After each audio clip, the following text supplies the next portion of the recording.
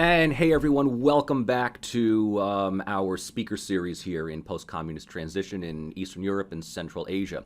Our current guest needs no introduction. He has been a veteran and a long-time participant with me in this class pretty much since the beginning.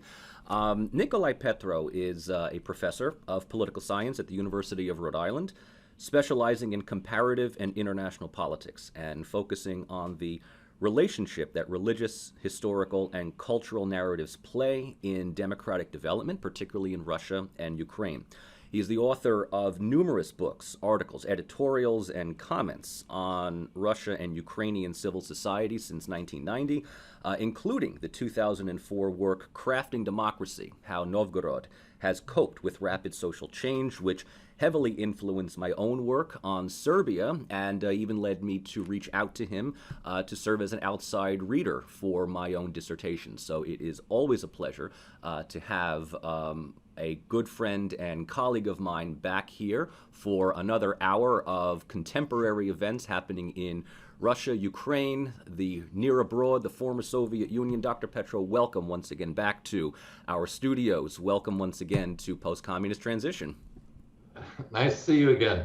We're still in transition, are we? The one thing is I don't know whether we really reach a station termini when it comes to democracy. Right. You know, there seems to be it's almost like a hamster running around in a wheel.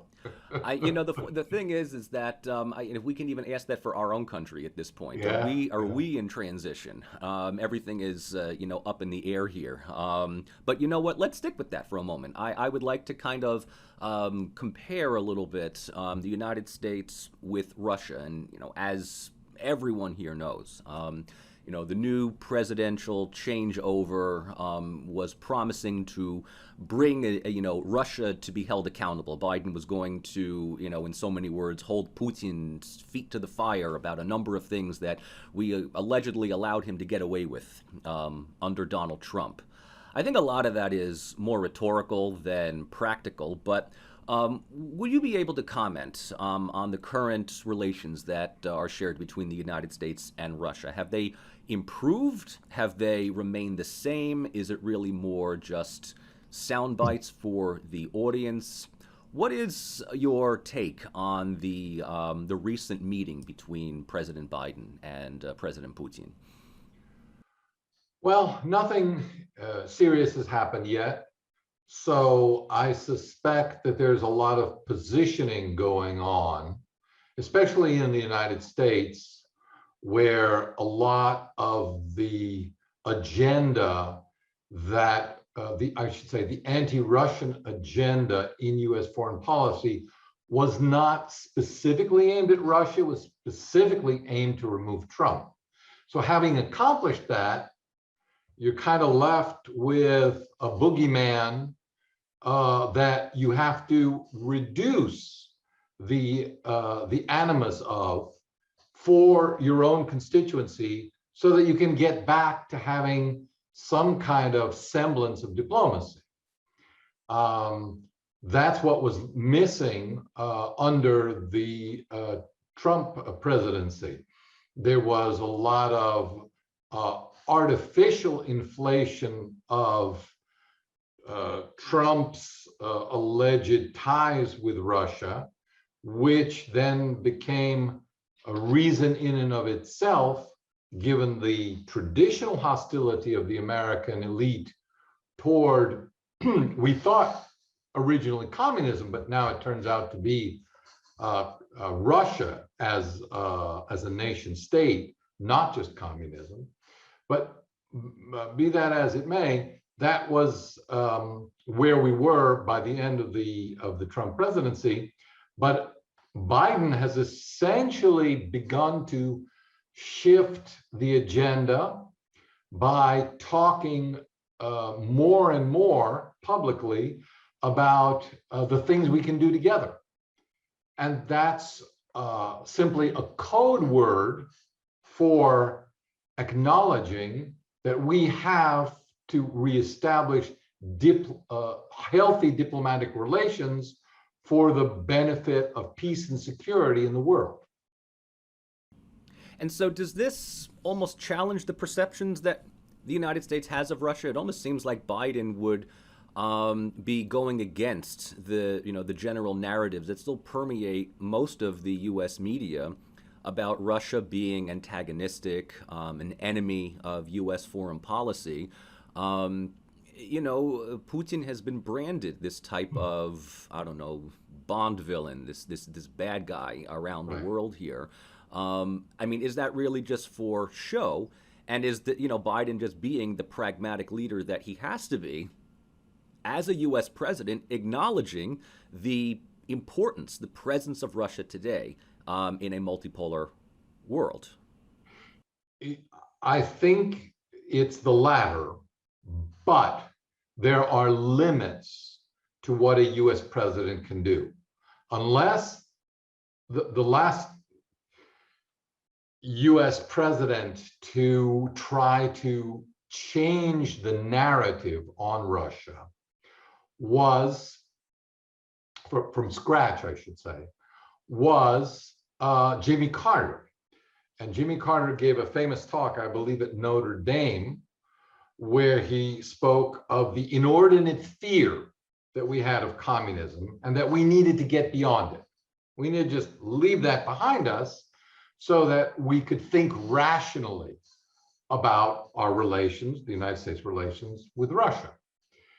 Some people highlight the personal transformation that Ronald Reagan underwent. There are a lot of good books about how Reagan went from the rhetoric of being an anti-communist to really embracing the transformation of the Soviet Union, believing in the potential of Mikhail Gorbachev to transform the country, and especially as his confidant, as Reagan's confidant, Suzanne Massey pointed out, took a keen interest in the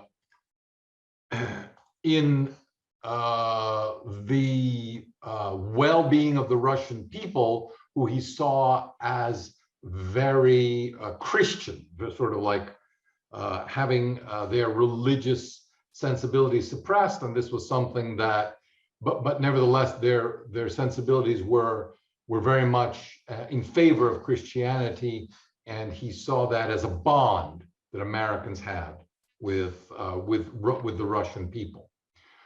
So there is that. But Biden is, I think, not that kind of person. He's not, nothing in his political career suggests to me that he is anything but a person who follows and tries to ride the political wave. So now that he's in charge,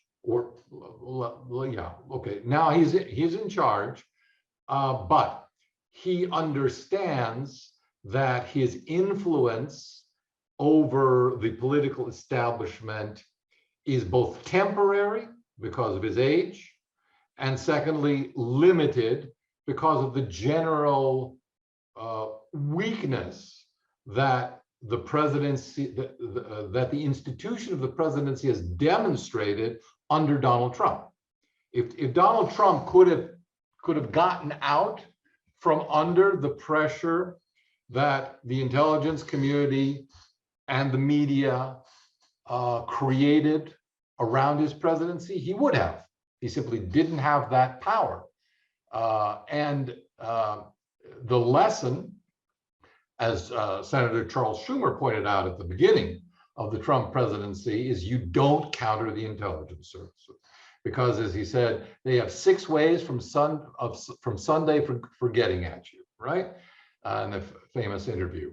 And I think every sensible politician, certainly someone with Joe Biden's experience, can see that and understand how far he's allowed to go in changing the priorities of the United States, and what he cannot go beyond.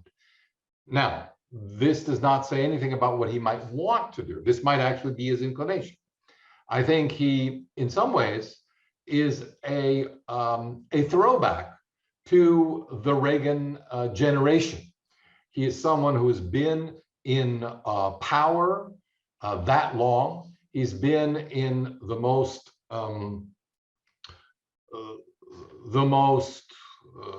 public relations oriented part of the American government, the one where you get to call people evil and the good guys. We're the good guys, they're the bad guys. You can use this kind of simplistic rhetoric, which is one of the institutional hazards of the American legislative system and division of powers.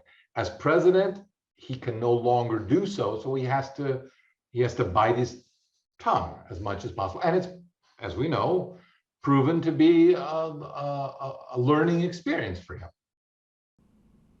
I think a lot of this has to do with the perception, not just of Russia, but of Russia's leader, Vladimir Putin, who is seen as, well, on one level, a mainstay in Russian political affairs for the last 20 years, but also the idea that Putin is seen as an autocrat, and increasingly so.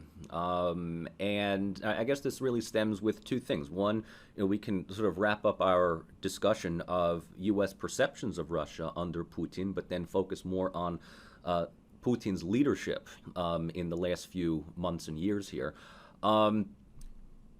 Putin's relationship over Russian opposition is, of course, linked with the character and the fate of Alexei Navalny, who is the latest individual to be allegedly poisoned on order from Putin. He is seen as, I think, at least in my opinion, I think he is given more credibility outside of Russia than he is inside. There seems to be this understanding that he could be this, voice of opposition that could unite many disgruntled Russians against Putin. But I also think that this overlooks a very, blatant reality that Putin is still relatively popular in Russia.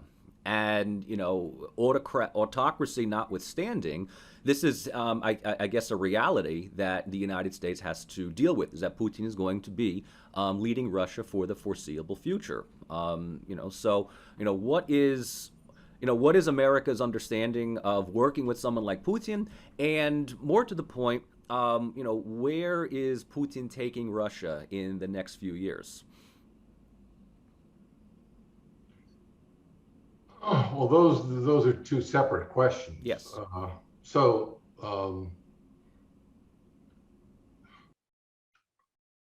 The attitude that has developed in the United States toward Russia and Putin is a result of the media generated campaign. Again, I would say directed, has nothing to do with Russia.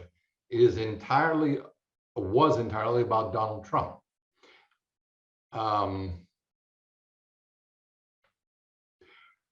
I believe that's at the core of the rhetoric that we are seeing, that we have seen, I should say. The situation reminds me a bit of a famous phrase attributed to the former German foreign minister Hans-Dietrich Genscher, who said, when you go up the ladder of sanctions, you have to be careful how far you go, because eventually you'll have to go back down, and that's always harder. There is no down ladder now. No one is able to discuss normal diplomatic relations between Russia and the United States. Normal relations. The caveat that President Biden has introduced is literally an exception to the ongoing hostility that he accepts as the premise of our relations. The exception is, well, maybe there are some areas where we can agree to work together. But note how it's phrased. It's phrased in the most unprofessional for a nation, and unprofessional and infantile terms. It infantilizes American diplomacy. It says, it basically holds American diplomats hostage to whatever the current whim of the media is, as understood by the White House or by whoever is able in the executive and legislative branch together to set that agenda. Diplomats no longer are able to pursue their natural function in the United States, which is actually to reach out to societies and work with them to improve the image of the United States in Russia and the image of Russia in the United States. That's always been a traditional realm of diplomacy. Americans have forgotten that. American elites have forgotten that. And that's an ongoing problem. And it's a problem for Russia, but we're seeing it multiplied toward many other countries, which is leading to more and more isolation in the world for the United States. Specifically Iran, we'd say, who cares about Iran? Iran is a very important country in the Middle East. The United States needs Iran's support in so many ways to maintain stability and peace in that area. And of course, most importantly, China.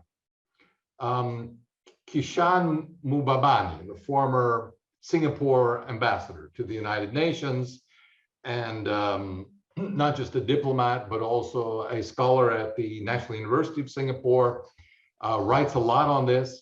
And he consistently has pointed out, including in an article this month in the National Interest, how the United States elites have misunderstood what China stands for, who runs China, what China's ambitions are in the world, because they are essentially transposing America's judgments and American values onto Chinese society.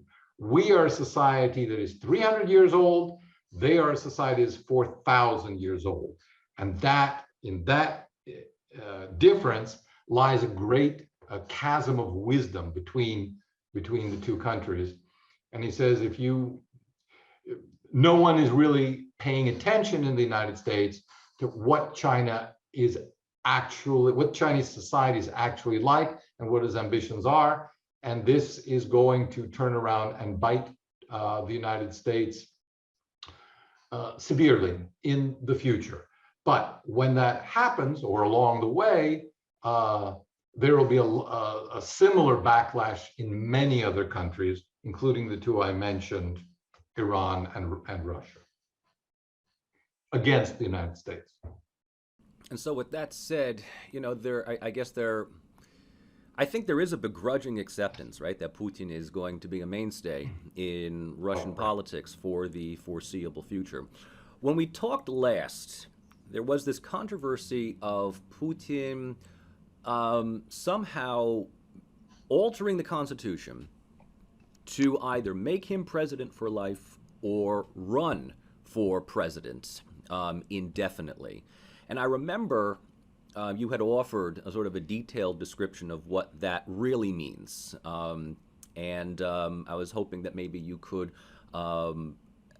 inform our listeners today about what is really behind this idea of Putin changing the Constitution around, or at least that's the perception that's here in the American press about being president for life.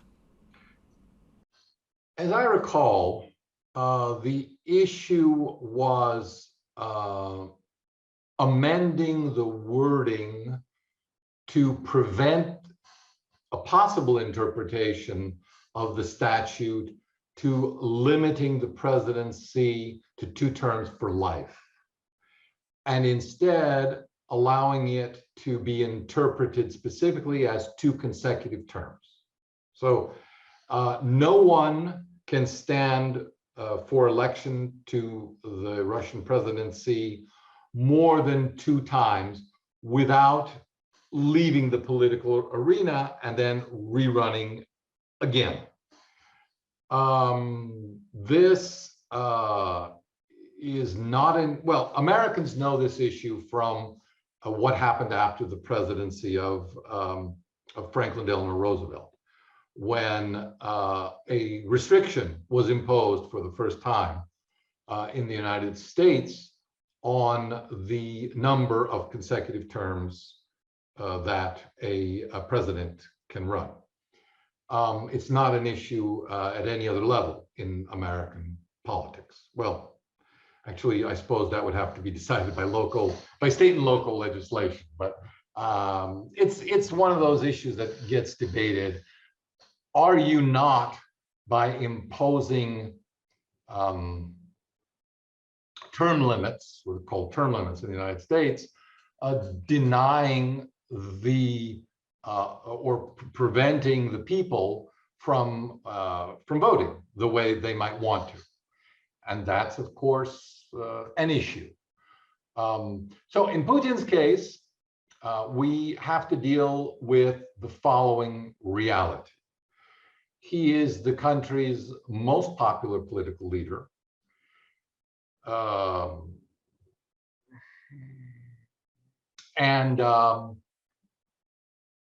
Should he decide to run again after this first term, which is the first term of a second round that he would be eligible for, which would be, I think, in 2 years he would be eligible for. Judging from the way the polls are today, and there's no question in any serious analyst's mind that these polls are accurate, that he would win hands down. There are several reasons why he's so popular. Part of it is based on the phenomenal success of the Russian economy under his first 2 terms. I think part of it goes to his embrace of institutional liberalization of the Russian judiciary and economy after leaving office and becoming prime minister. And most recently, however, not everyone remembers what happened 10 years ago or 5 years ago. What have you done for me lately? But one of the reasons that Putin remains so popular is that he stands up to the international bully, and that is the United States. That much is clear from the rhetoric coming from pretty much any American politician. I don't take European, how was the phrase? I was watching NBC News here in Ukraine just now. It said, America, its European allies, and NATO. They don't count. From the perspective of American foreign policy, they are add-ons. It is clear, given the strategic position of the United States, given the way it interacts with these allies and has done so for many years, given the way that it sets the agenda for those allies in NATO, telling them how much to spend on their own defense, these kind of gross intrusions into the political life of other countries is something that only the United States can allow itself, and it sees it as its right. And therefore, I simply take as my vector in analyzing the West, the United States, as the guiding inspiration for the agenda set by by the West. It'd be interesting to say, well, what about Nord Stream 2? What about a few other things? There are some carefully carved out exceptions, but they depend very largely on which political party is in the leadership in a particular European country.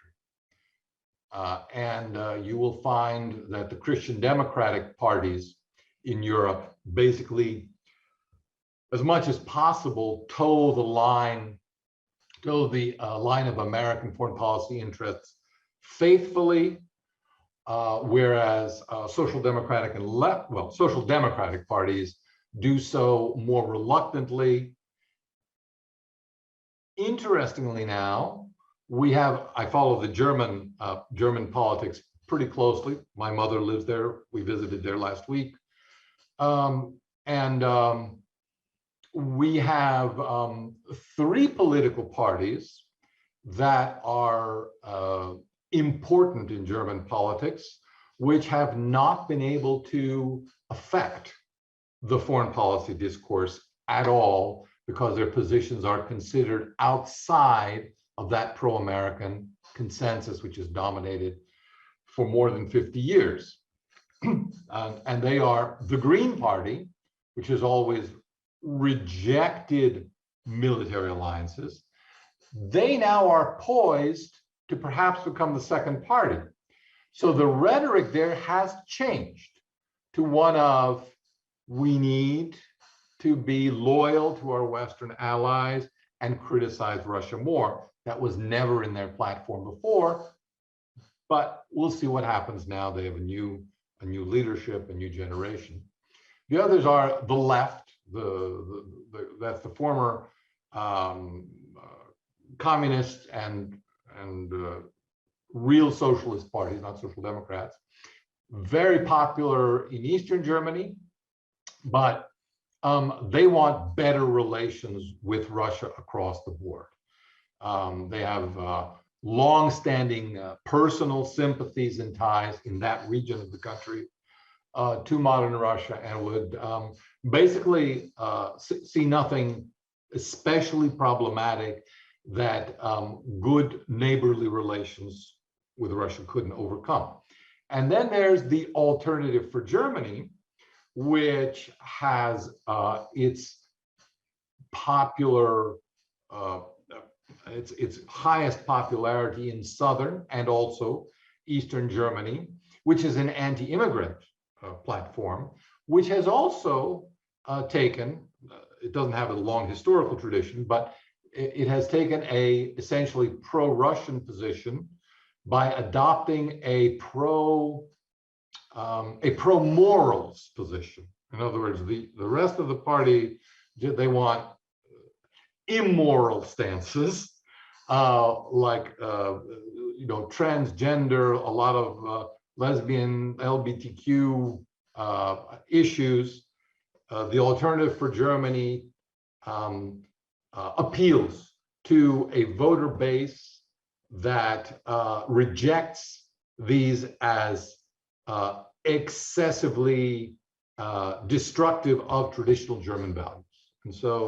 And they have a significant constituency, as I said, in both the South and the East, although they have been excluded from any party political coalitions. But depending on how the voting goes, we may have to see some bargaining there. So we have a significant constituency in favor of better relations with Russia that has so far been ignored because of the personal prominence of the current German Chancellor Angela Merkel.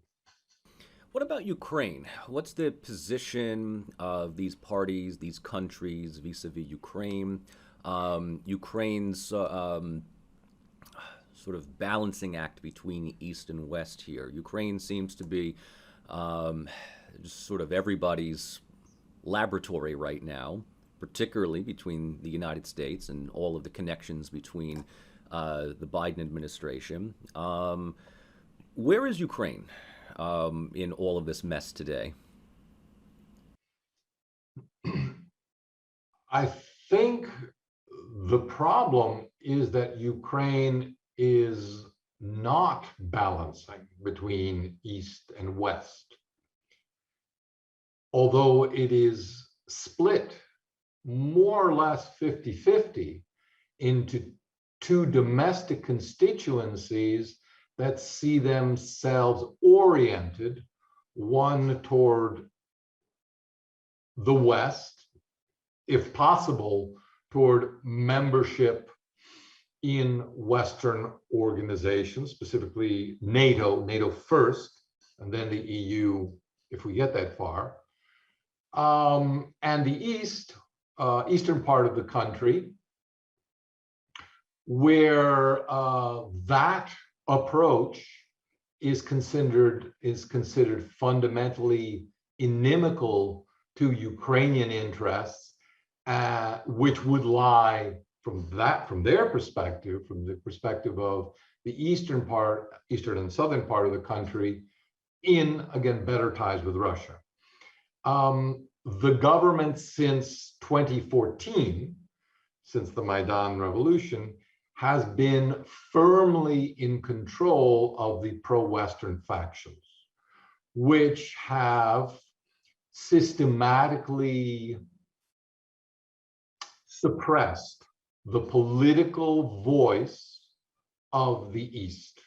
So whereas before 2014, there was indeed a balance between the two regions, and each one had constituencies and interests that could be defended in the unicameral national parliament. Since 2014, there has been only one vector, westward.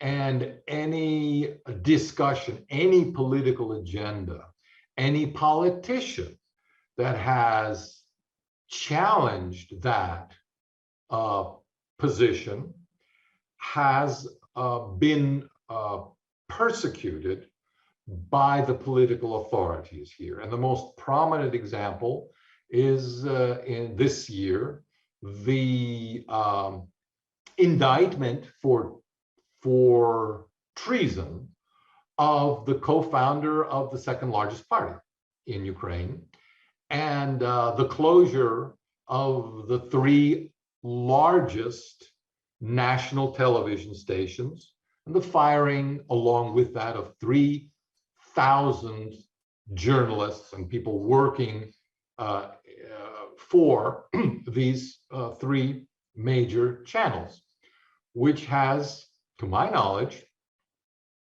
been met in the West, which I just heard Ursula von der Leyen again say on Euronews today, how much of a fundamental value the defense of freedom of the press is for the European Union. Complete silence on what has to be the most egregious example that I know in modern history of a government attack on the opposition press.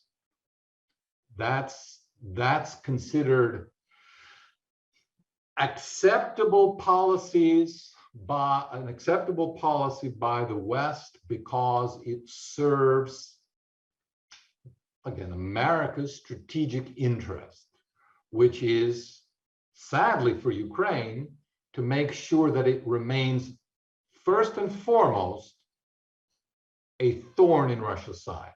Not stable, not peaceful, not prosperous necessarily. I mean, enough not to fall apart, yes. But most importantly, a cudgel and a thorn in Russia's side. So that's where I think we have serious contradictions between the interests of the United States and other Western countries which are pursuing or acquiescing to that policy, and the interests of an independent Ukraine. What explains this I guess I'll just use the euphemistically lump them all together. What explains the prominence, the leverage of these pro-Western or anti-Russian factions that give them the ability of effectively shutting down Political opposition, discourse. oppositional information? Right. Yeah. Well, first of all, they control the government. How did they come to control the government?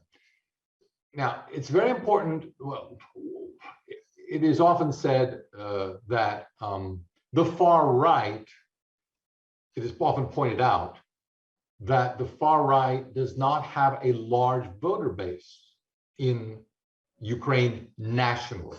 That is true. But they are a well-organized militant organization. They do not play by the rules of a peaceful political party. They gather when there is a, let's say, a court hearing regarding one of their members for acts of violence or terrorism or something, or with respect to Viktor Medvedchuk, the leader of the opposition, when he has his day in court, the court building is surrounded by several dozen or more militants chanting slogans and threatening to meet the people's justice on the judges and on the public defenders. The authorities do nothing about this, and more to the point, there have been in the last 7 years many concrete examples of judges and other political figures who have suffered physical intimidation and violence at the hands of these groups, who keep track of who the enemies of the people are.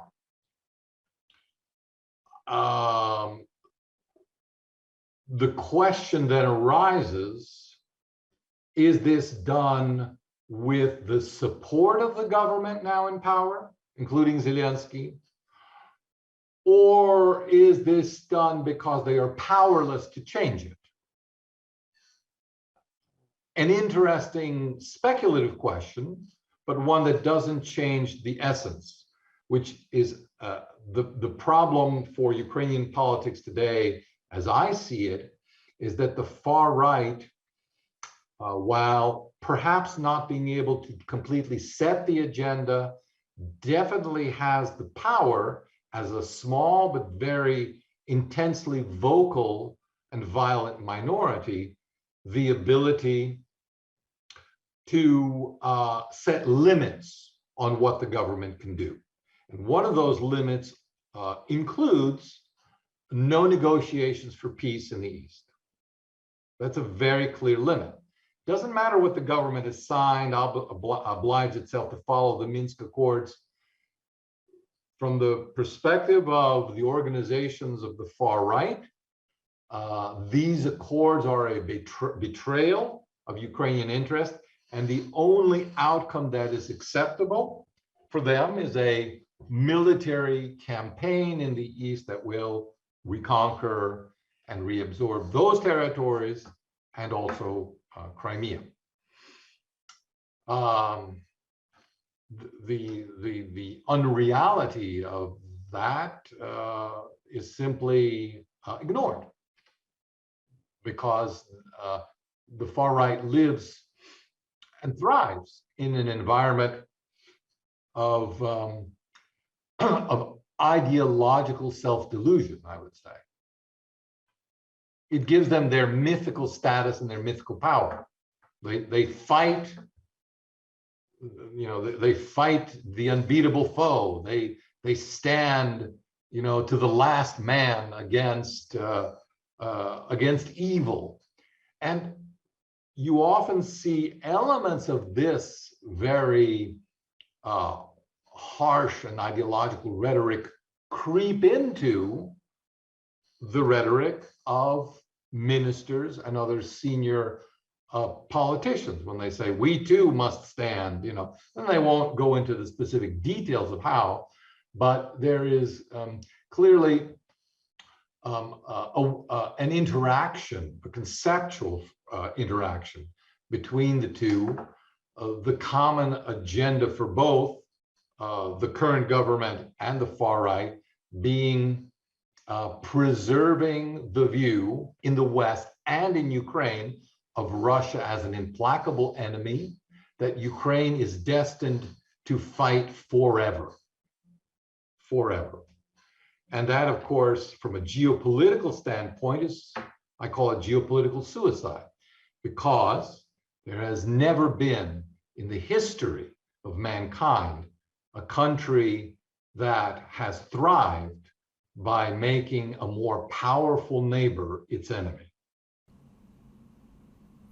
So does this make Zelensky then compromised? Because I remember that when he was running for the presidency, if I'm not mistaken, he won in a landslide victory against Poroshenko. I mean, it wasn't even a contested thing. He just knocked. He ran as the anti-Poroshenko, who was at the time the most anti-Russian politician there had ever been in Ukraine. Right. So Poroshenko effectively comes in as the guy that's going to reorient Ukraine away from Russia towards Europe.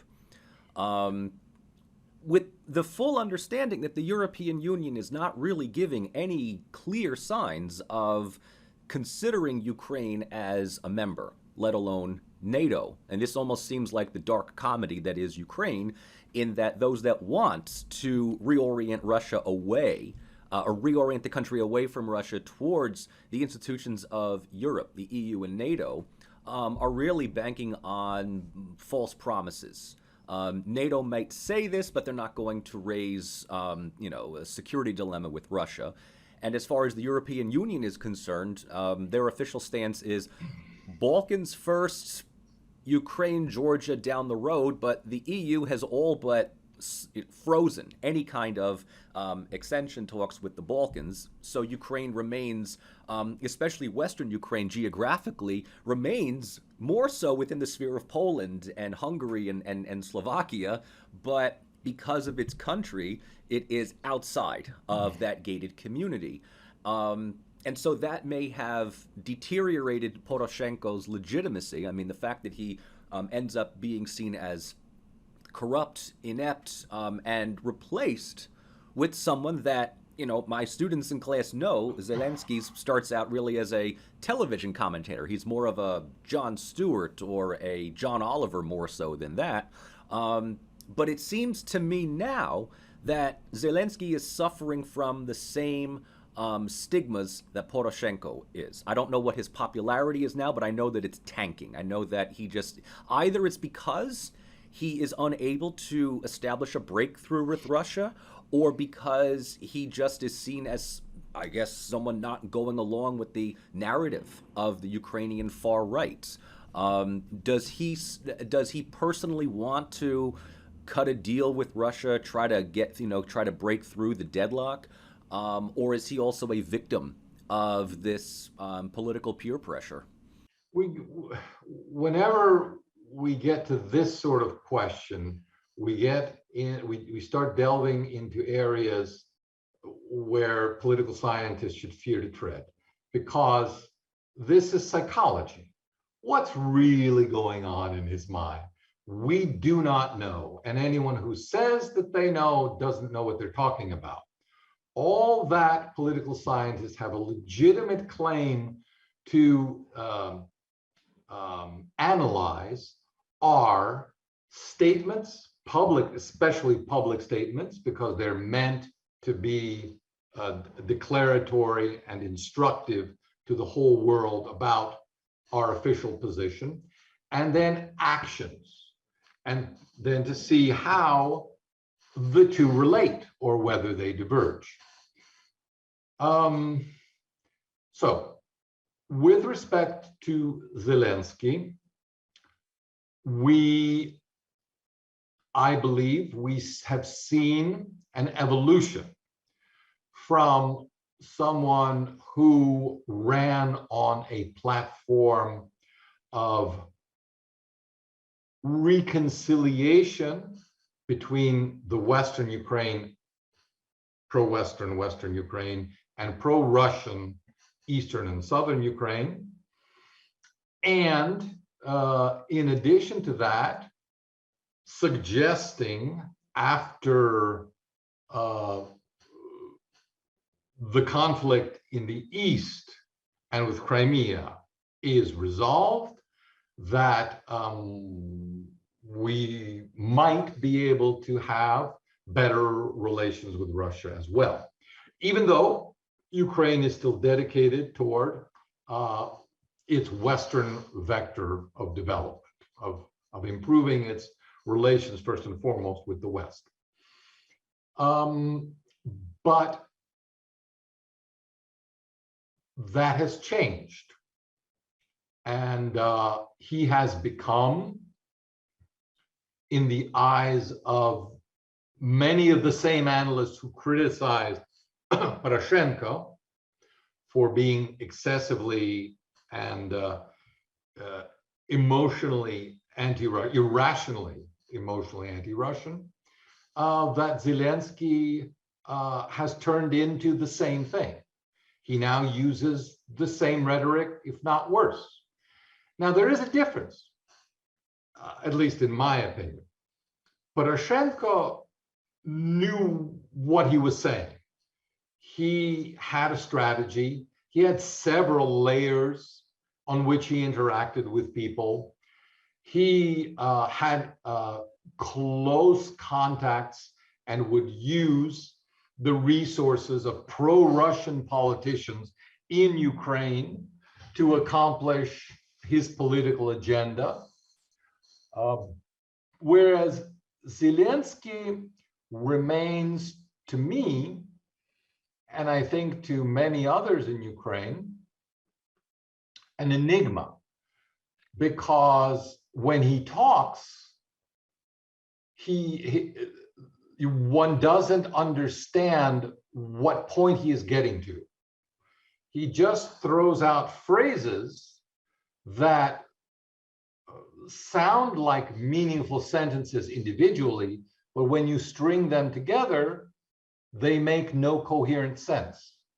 They don't lead you toward any conclusion, toward any final judgment.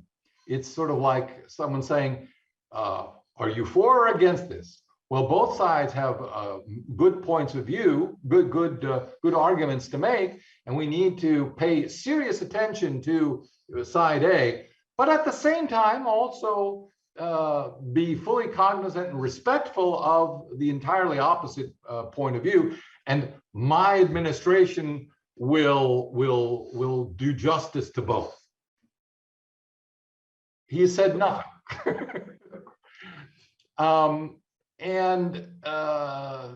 He's become very difficult to, well, he's never been easy to pin down. The impression I've always had about him, and here I am venturing into pop psychology, but it's the only explanation that I can give for myself. Yeah, right. Is that given his background, given the environment from which he came, the comedic entertainment environment, he is someone with a strong desire to be liked and a strong aversion to being disliked. And he came into office, as you point out, very much liked. And everyone was expecting him to fulfill their ideas of what needed to be done. And while he was able to satisfy a broad-based constituency, his by not promising or doing anything concrete, he retained this high level of popularity. And as soon as he began to make some decisions under the advice of this advisor or that advisor or this minister, that minister, his ratings began to fall. And most particularly, they began to fall when the aforementioned opposition politician that I mentioned began to criticize through these three political channels systematically the policies of government. And getting rid of them has stabilized the political hemorrhaging. So it worked. It hasn't led to an increase in its popularity, but people are now not sure where to go for alternative information. An entire segment of the political spectrum has been removed for them. And that's where we are today. Zelensky, I still can't say what Zelensky wants, what his political agenda is. He wants all things that are good for all good people. In sum, Zelensky's election seems to me to be proof of one of the main theorems that we debate in political science. Does populism work? It seems to me that the fact that he can be elected and has a good chance of being re-elected, despite having no clear political position, being and switching positions very often between whichever advisor spoke to him most recently, is proof that populism can succeed to get someone elected. But it is still never a good thing for the government if that government intends to accomplish a specific political agenda, because populism is the precise opposite of having a systematic and well thought out political agenda. And we have both of those in evidence under the Zelensky presidency, and I don't think there's no sign of that changing. So even if Zelensky is replaced by someone else, it's basically going to be more of the same. Well, no, because I don't know who will replace him. But if Zelensky continues into a second administration, I think it'll be exactly as the same persona he is today. So one final question, and it's really, once again, a two-part, one for Russia, one for Ukraine here, as we wrap up this week. What, in your opinion, or better yet, how, in your opinion, can we read the region right? How can we understand Russia right? How can we understand Ukraine right? From what we're given in the media and how we are somehow encouraged to think one way over the other. An important precondition to approaching any relationship, be it personal or a relationship with a view toward, do I like this media? Do I like these people? Do I like this nation? Any kind of relationship that you have, an important precondition to having an open mind is not going in knowing what you want, not saying, well, I can only talk to you if you agree with these 5 points, so please sign here.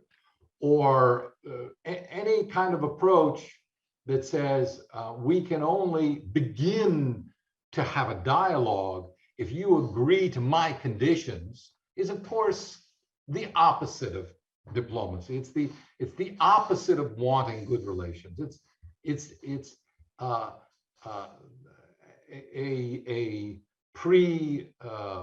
precondition for hostility. So if you can, we should approach Russia the way we approach, fill in the country you are least knowledgeable about right here. Okay, for me it's Ecuador. Okay, I know nothing about Ecuador. So if I were to try to understand Ecuador, I would do so with a tabula rasa, with a completely blank slate. And that would be the best way to approach our relations as students, certainly, with any country. Of course, I understand diplomats and politicians they're obliged to have agendas. The agenda is not theirs. The agenda is the one handed to them. You will go there and tell them this. And you can buck that trend a little bit and say, well, that's not really very helpful, or do this and that. But if you are in a position of responsibility, you do not have free choice in the matter. You have to parrot exactly what your administration or your boss wants you to do. If you don't like it, leave. Go out and be your own person. That's why you and I are academics, right? Because you couldn't drag me back into government service at this point, because it's an exercise in futility. We can all agree what the policy should be around this table, and I've been at tables where these sorts of issues are discussed and among senior diplomats, and it means absolutely nothing, because what we will actually be asked to say and do will not be a reflection of what the collective wisdom is here around the table, but whatever the Secretary of State feels is the way we need to respond to the latest New York Times op-ed piece. But we have the luxury of answering this question as academics, right? Yeah. We can say that and we'll let YouTube decide. We're right, and in fact, that's why no one listens to us. But again, open mind is the first point. The second is, don't close your mind by selecting authoritative sources. Don't accept anybody's judgment, anyone else's judgment but your own, about what is an authoritative source. Be as well informed as you can be, and trust your own judgments and your own instincts, testing them, etc. But don't just say, well, the New York Times says, therefore I have to believe, or Alternet says, and therefore I believe. Use a multiplicity of sources to verify what you think, or what is reported in another source. Don't believe things that are too good to be true, okay? And if there's a consistent narrative, I'm always suspicious of that too, because nothing in life is ever that crystal clear or simple, especially when it comes to politics. There's simply too many people with too many agendas for the story to be told very simply. And if it makes too much sense, there's somebody managing the story. We just don't know who, but eventually it probably comes out. So one way I do this is I listen to a lot of different national news sources, and I compare them. And I especially value, when it comes to Russia or Ukraine or some issue that's a hot potato in this country or that country, I go to India. What do the Indians say? What do Chilean sources say? What do the Mexicans say? Well, there are enough English language news sources out there which are not part of the Anglo-Saxon media establishment, that you do have a variety of sources and interpretations available to you, even if you only use the English language. Not to mention the fact that Google Translate doesn't do a bad job anymore of translating all sorts of sources. So if you believe only one thing, it's your own darn fault, for limiting your perspective and limiting your own interpretation. Just learn to be critical of everything. I think that's a great way to end another conversation here. gets me thinking that perhaps Vladimir Putin did not enter my mind back in 2016 to get me to think that Donald Trump was the preferred president, as many people here would like to think that, somehow there was some mind game that was played, that the whole election was rigged. Well, that, of course, is what he wants you to think. Again, you see how the rabbit holes are endless here.